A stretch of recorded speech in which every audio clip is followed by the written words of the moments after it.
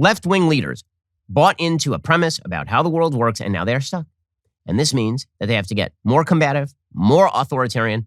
Our neighbors to the north are the best example of this. So Justin Trudeau, who definitely is not Fidel Castro's son, stop that right now. I know they look identical. I know his mom was in Cuba, maybe stripping Fidel Castro like 8.5 months before Justin was born, but stop it. They're not related. Justin Trudeau is not Fidel Castro's son. You stop that right now. Stop thinking it. Stop thinking. So Justin Trudeau has a new thing that he likes to do. When I say new, I mean not new. His new thing is that he likes to say that anyone who opposes him is a Nazi, which is why he needs an enabling act passed and effectuated within Canada. So yesterday, a member of an opposing party who happens to be Jewish and whose parents were apparently Holocaust survivors got up and was talking about how Justin Trudeau refuses to allow people to live normal lives in Canada.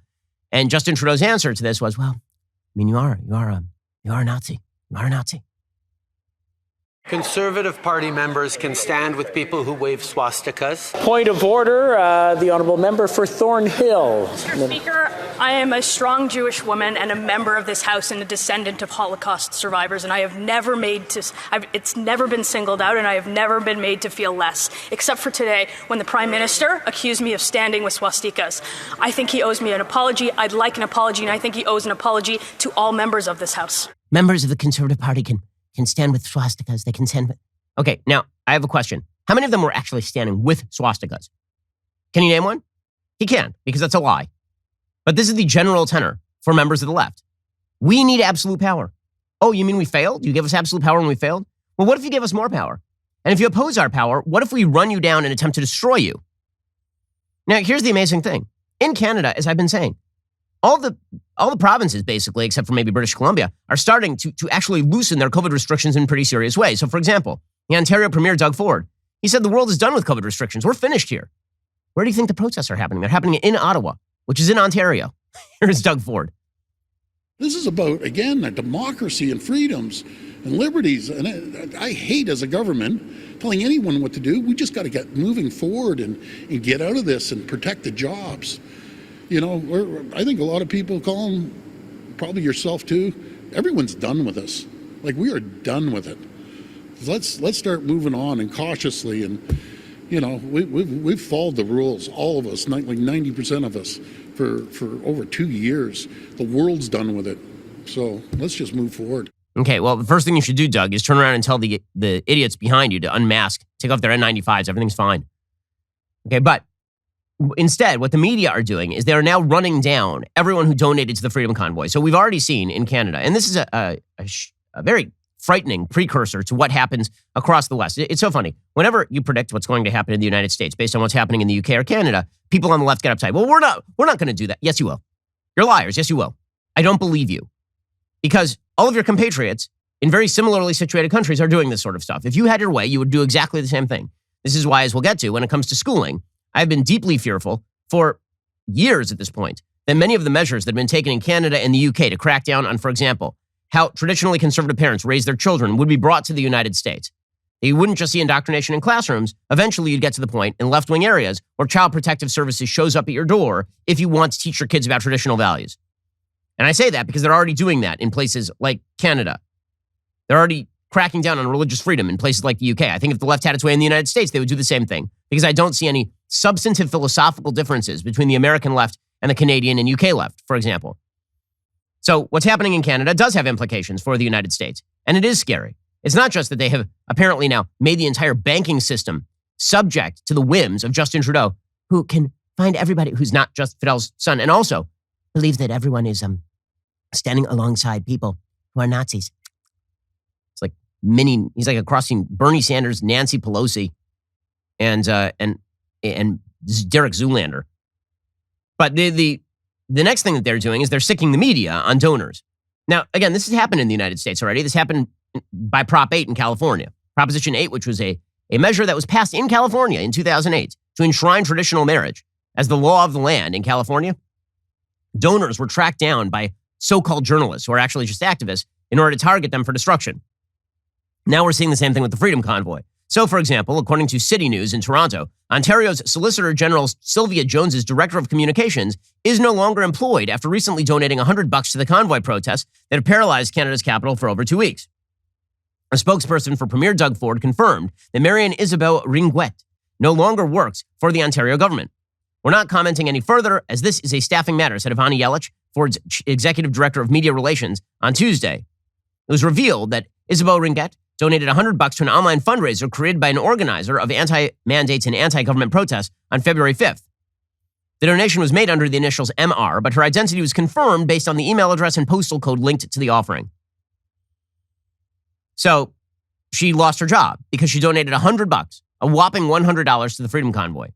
And now we have the Washington Post and Reuters who are piggybacking on hacked information of Give, Send, Go donors in order to track these people down and essentially dox them and make them public figures. And this goes back a ways. If you are somebody who crosses the left, they will track you down and they will ruin your life. This originally happened in 2008, I think, with Joe the Plumber, Joe Wurzelbacher. Remember, he had the temerity to ask Barack Obama a question about his economic plan. And this led to Joe the Plumber being targeted by the entire media. Was he really a plumber? Did he own a plumbing business? What was his real name? And so now they're doing this with people who donated to the Freedom Convoy.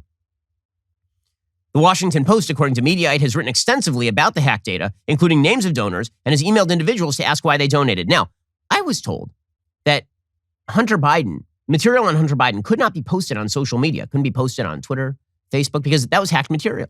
You wouldn't want hacked material trafficked around, unless it's hacked material you find valuable in your activism, in which case the Washington Post will simply follow up on. It's just journalism, guys. It's just journalism. This is how journalism is done now. You have an activist do a thing that is really bad. And then the media use that as the predicate to report on that thing and make it a public issue. By the way, this is exactly what happened with the Steele dossier P-tape nonsense. What happened there is that James Comey, in order to create a predicate for reporting, went to Donald Trump and told him about the Steele dossier. And then that fact was leaked to the media, which immediately, through BuzzFeed, revealed the entire Steele dossier, which was just a compendium of lies and crap. So you had an activist do an action in James Comey. That was leaked to the press. And then the press said, oh, hey, now it's newsworthy. Now we can report on this. They're doing the same thing now with the hacked material on Freedom Convoy donors. Verified Twitter users from the Post and other outlets have shared the names and email addresses of those donors directly in tweets. Reuters is publishing names online along with access to the list. The CBC and other Canadian press have published names and contacted doxed individuals. Journalist and podcaster Sagar Enjeti is one of multiple people reporting on emails allegedly sent from unnamed Washington Post staff. And he included a screenshot in one of his tweets. It said, "My name is blank. I'm a reporter at the Washington Post. I'm writing about the leaked data on Give, Send, Go contributions to the trucker convoy in Canada. Your name and email address are associated with a $40 contribution. Could you please tell me if this matches your records and either call or reply to this email or share what motivated you to contribute to the campaign?" It's not just the Washington Post that's been doing this. Canadian press have been doing this as well. At this point, you have now become an arm of the government. When you are using hacked material that the government would not have the capacity to punish you for, and then you are tracking those people down on behalf of governmental interests like Justin Trudeau, this is scary stuff. The Democrat media complex, the left-wing media complex in Canada or in the UK, it's extraordinarily dangerous. These are activists masquerading as journalists. They are not a free press. They're a press that acts at the behest of the people in power, so long as those people in power are on the left wing. And this has real consequences. So, for example, Ottawa Citizen is now reporting that Ottawa's Stella Luna Gelato Cafe was forced to close Tuesday after receiving threats when owner Tammy Giuliani's name appeared on a hacked list of Give, Send, Go donors to the Ottawa Freedom Convoy. Giuliani says she now regrets making her $250 donation on February 5th, and that staff in the shop had begun receiving threats Monday morning after her donation was posted on Twitter. "We got a call from the team saying we're getting phone calls here," Giuliani said. "I said, what's going on?" They said, "They're threatening to throw bricks through our window. They're threatening to come and get us." We said, "Lock the door and we'll find out what's going on." Giuliani said she ordered the shop closed and staff to go home for their own safety. She said she intended to report the threats to police. Now, where's Justin Trudeau on this? People threatening business owners for the great crime of giving money to a cause that he doesn't particularly like? He'll talk about threats of violence and harassment and intimidation, but only when it's coming from so-called truckers. When it's coming from people threatening a cafe owner, then I guess he has nothing to say. Giuliani confirmed she made the donation. She said she had no idea about what she thought was a peaceful grassroots movement and what it would become. So they had to shame her. They had to make her apologize. And now that she's apologized, this means she's probably okay. If the media and the government can bully people into not supporting causes that Justin Trudeau doesn't like, then this is somehow supposed to fix the problem. Now, here's the thing. It's not going to fix the problem. Justin Trudeau is in serious political trouble in Canada, as he should be. He's acting in authoritarian ways. Most Canadians are not opposed to vax mandates. They're not opposed to mask mandates. But I still have faith that most Canadians are not in favor of the federal government of Canada having the ability to shut down all banking services for anyone it suspects of disagreeing with it. That is not a good principle. We're in a battle for the culture and for our values. Like and subscribe to help keep our videos on the front line of the fight and top of your feed.